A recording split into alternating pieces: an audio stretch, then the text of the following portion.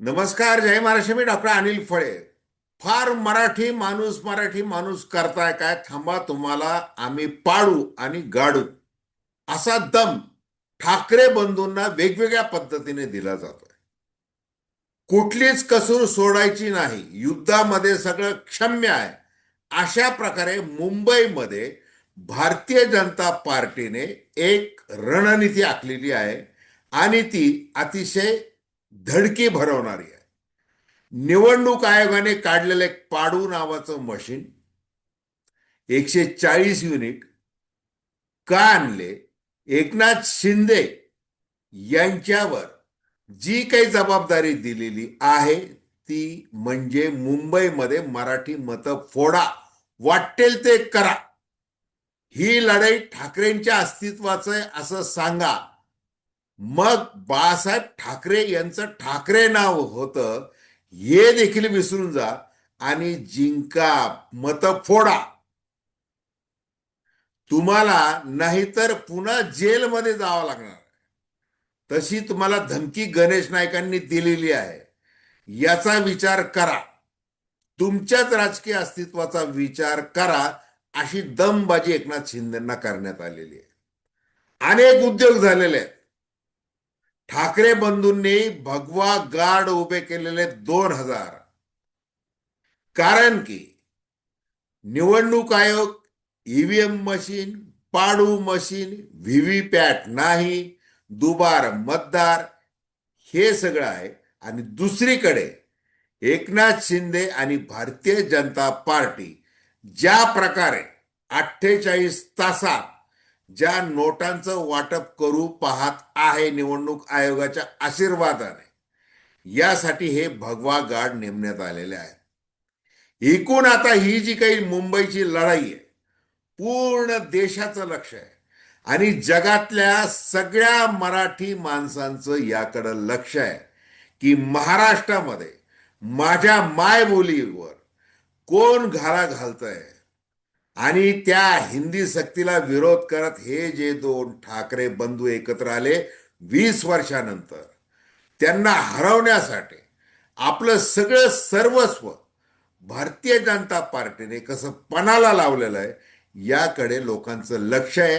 आणि आता ठाकरे जिंकतात की याहीपेक्षा मराठी माणूस जिंकतो की नाही, हे प्रश्न विचारला जातोय. ती अतिशय महत्वाची गोष्ट आहे. कारण की एकनाथ शिंदे यांना फार सोयरी सुतक नाहीये. बाळासाहेब ठाकरेंचा वैचारिक वारसदार म्हणायचा आहे. परंतु संयुक्त महाराष्ट्रापासून तर आत्तापर्यंत ज्या गुजरात्यांनी म्हणजे एम एम आर रिजन पर्यंत संयुक्त महाराष्ट्र 1960 पासून तर आता 2026 MMR रिजन मध्ये काय चाललेलं आहे याची त्यांना तमा नाही. शिंदेना त्यांना तमा कोणती आहे की आपलं राजकीय अस्तित्व काय राहणार.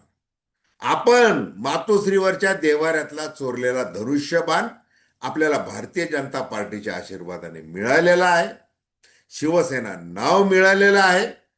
आणि मग आता आपण मुख्यमंत्री एकदा आपण झालेलो आहोत आणि पुन्हा उद्या वेळ पडली आणि आपलं नशीब त्या अर्थाने चाललं, सुप्रीम कोर्टाने आपल्या बाजूने निकाल दिला, तर काय की भाजपमध्ये आपण जाऊ किंवा न जाऊ, अमित शहा आपल्याला महाशक्ती म्हणून मदत करणार आहेतच. त्याच्यामुळे देवेंद्र फडणवीस यांनी आपल्या विरोधात रवींद्र चव्हाण, गणेश नाईक, वाटेल ते कार्ड जरी बाण जरी सोडले तरी फिकीर करायची नाही. पण आता हे जे काही आपल्याला काम दिलेलं आहे मुंबई महापालिकेमध्ये, म्हणजे आपल्याला हिंग लावून विचारलेलं नाही. म्हणजे ठाण्याला एक बाय दिल्याचं नाटक केलेलं आहे फक्त. बाकी ठिकाणी लोटस ऑपरेशन करून आपलाच पूर्ण कार्यक्रम केलेला आहे. मुंबईमध्ये 90 जागा का दिल्या? कारण की फक्त ठाकरे बंधूंची मते फोडण्यासाठीच ही सुपारी दिलेली, राजकीय सुपारी. आणि ती सुपारी वाजवली नाही तर शिंदे तुमचं महायुतीमध्ये काही खरं नाही असा दम भरलेला आहे. एकूण बघा, आपण ही जी काही चर्चा करतोय ती तटस्थ भूमिकेतून करतोय, स्वतंत्र पत्रकारिता म्हणून करतोय. आणि विशेष म्हणजे सर्वसामान्यांच्या दृष्टिकोनातून चर्चा करतोय. तेव्हा विनंती की चॅनल सबस्क्राईब करावं, सबस्क्राईबचं बटन दाबावं आणि आपल्या प्रतिक्रिया बिनधास्तपणे नोंदवाव्यात. हे बघा, ज्या वेळेला एकनाथ शिंदे यांच्या बरोबर तुम्ही युती कराच असं अमित शहा यांनी रवींद्र चव्हाण यांना सांगितलं.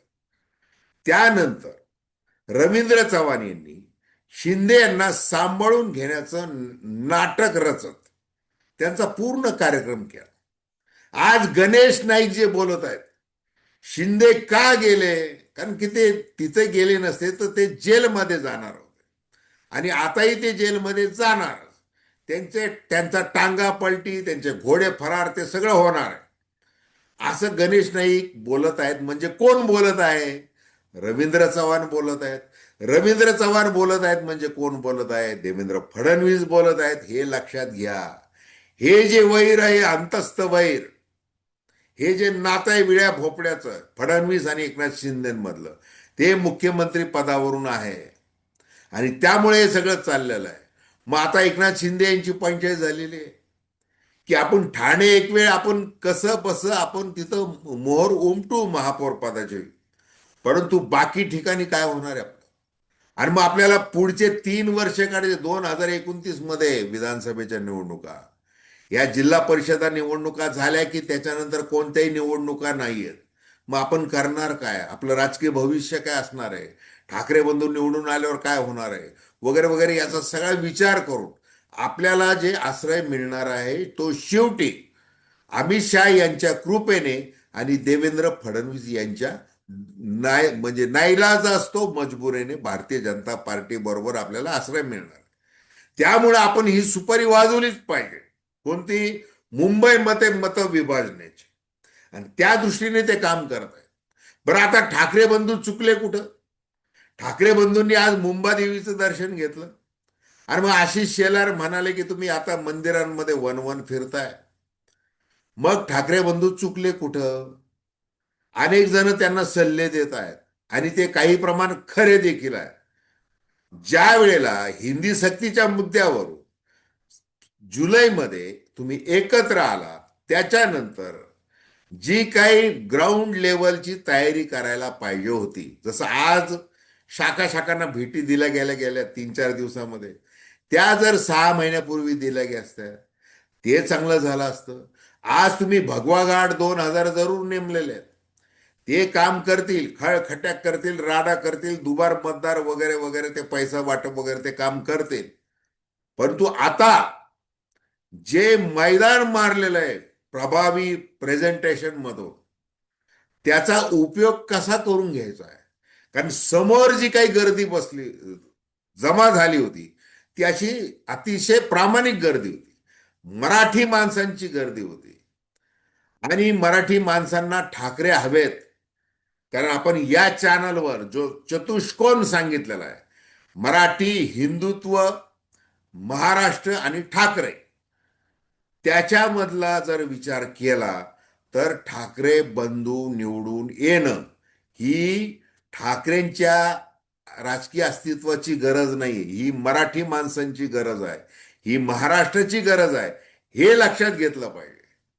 आणि म्हणून एकनाथ शिंदे यांनी प्रबोधनकार केशव सीताराम ठाकरे यांच्यापासून राज ठाकरे नेमकं काय म्हणत आहेत हे आधी समजून घेतलं पाहिजे. परंतु ते समजून घेणं आता अशक्य आहे. मग आता हे सगळं जे चाललेलं आहे, भारतीय जनता पार्टीला कसंही करून मोदी शहांच्या सगळ्या इच्छा आकांक्षा पूर्ण करायच्या आणि त्याचबरोबर राष्ट्रीय स्वयंसेवक संघाला जे वाटतंय, त्यांचं जे जाहीर धोरण आहे की महाराष्ट्र काय पूर्ण भारतामध्ये छोटी छोटी राज्य तयार झाली पाहिजे, त्यामुळे विकास सोपा जाणार आहे. जसं स्वतंत्र विदर्भाचं जाहीरपणे आश्वासन नाही, वचन दिलेलं आहे, पण जाहीरनाम्यामध्येच दिलं होतं स्वतंत्र विदर्भ करू. पण शिवसेना प्रमुखांनी जो दम भरला की महाराष्ट्राचे लचके तोडू दिले जाणार नाहीत, त्यामुळं तेव्हा माघार घेतली.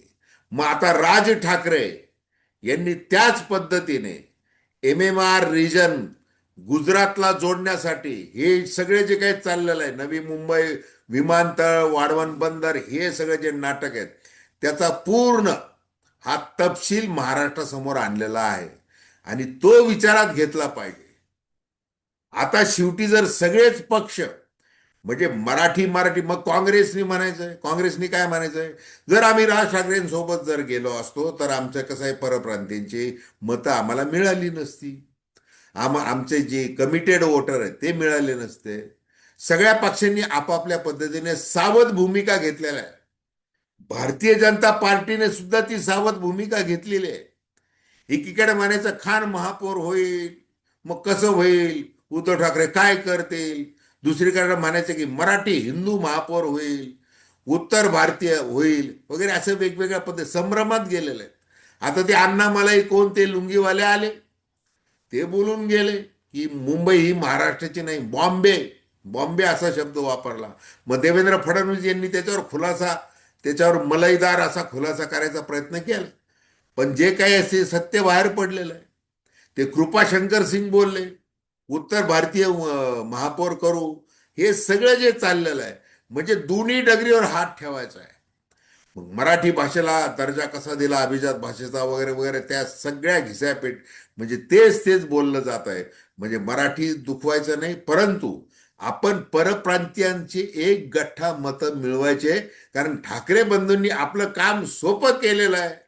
मग ते एनकॅशमेंट कशी सोडायची, म्हणून हे सगळे जे नाटकं मुद्दामून केले गेलेले आहेत, कृपाशंकर सिंग मुद्दामून बोललेले आहेत, अण्णामलाई मुद्दामून बोललेले आहेत, हे लक्षात आलं पाहिजे. सगळ्यांचे हे राजकीय जे डावपेच आहेत, ते महाराष्ट्राने, मुंबईतल्या महाराष्ट्राने हाणून पाडले पाहिजे.